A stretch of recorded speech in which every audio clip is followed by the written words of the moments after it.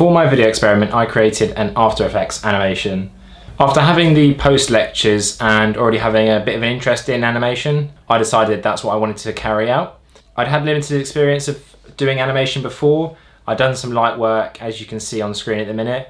However, my cousin is a motion graphics artist, and he's always inspired me to want to create 2D and 3D animations. He got me the low level skills to create that logo animation. And I've always had an interest to want to make an animation, but I've never actually gone through with it and had the drive to create one.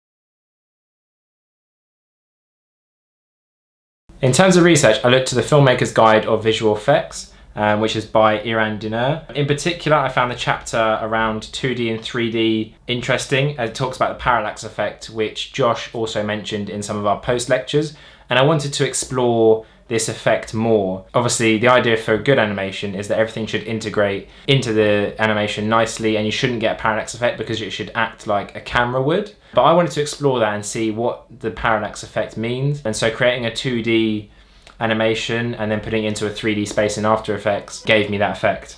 In terms of my experiment, I used both Illustrator and After Effects to create it.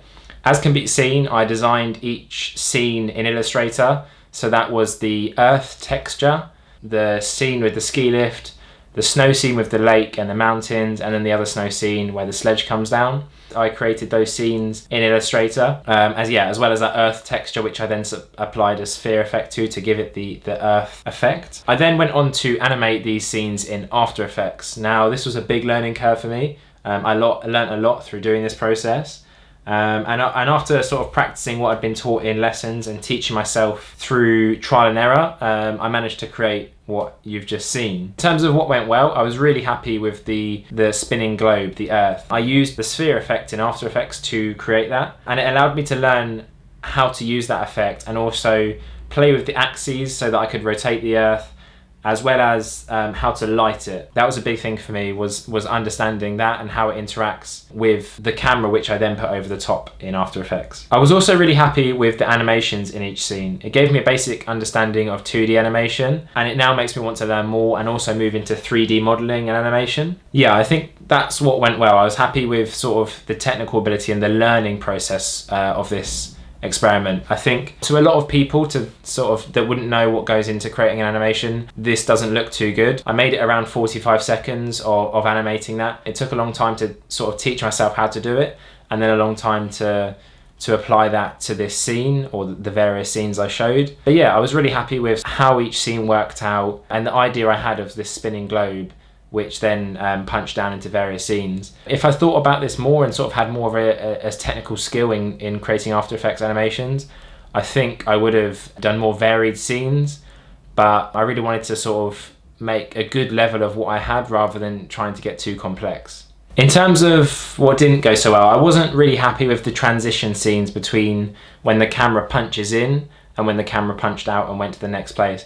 I didn't think they were very smooth, and this was down to lack of understanding of how cameras work within After Effects. So this is something I need to work on, is understanding how cameras interact with the space, especially when I would have a camera in each composition for the scene. I'd have a camera in there, and then I'd pre-comp that, put it into my main composition, and put another camera for the earth to then zoom in and out. And it became quite confusing for me, and it was just something I'd probably need to practice over and over again to get a better understanding of it. But at the minute, I just did not have a good level of understanding of how to smoothly transition between each animation. In terms of what I've learned from this experiment, I believe I've learned a lot of skills. It's definitely reignited my passion to want to make animations and understand After Effects. With this, I experimented designing scenes in Illustrator, which is a program I've never used before.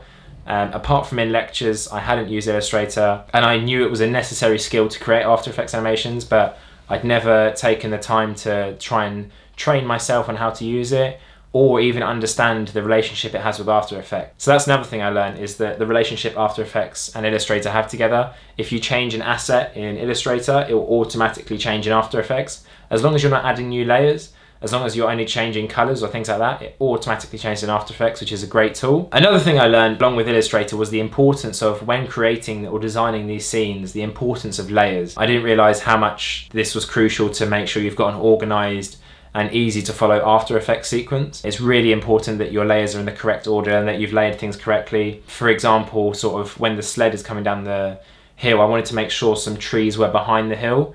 So I had to make sure in my layers that some of the trees were behind the hill I'd drawn, as well as in front. Furthermore, just the motion in After Effects, learning how to move each layer and the assets I had across the screen was a huge step for me.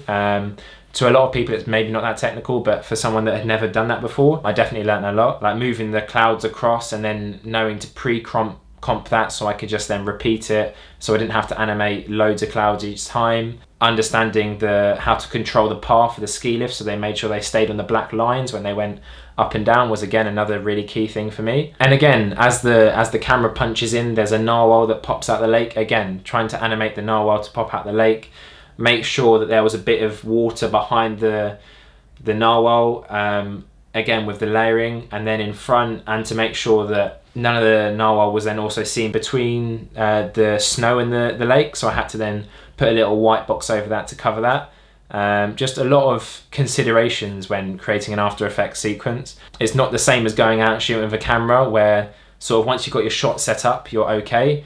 It's given me a big respect for motion graphics artists, because there's a lot of considerations you need to think about which you do not have in After Effects. And obviously I'm only at the basic 2D level, so I can't imagine what it's like on the 3D stuff. I think next time I definitely pay more attention to my keyframing in relation to, especially when the sled comes down the hill.